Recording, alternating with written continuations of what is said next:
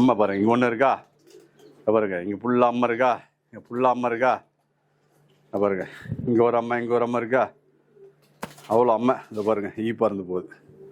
இதெல்லாம் என்ன காரணம், அந்த ஈ கடிச்சு கடிச்சு பெருசாக வளருது.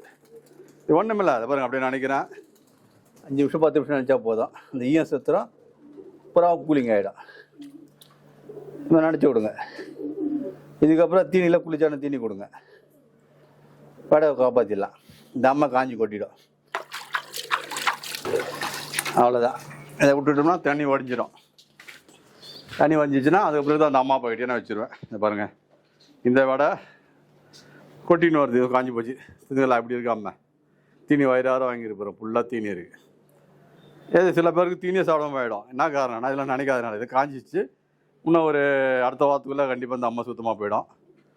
ஏன்னா ரெண்டும் ஒரே டைமில் வந்து வடைங்க தான் பாருங்கள். அது சின்ன வடை பெரிய வடையாக போச்சு.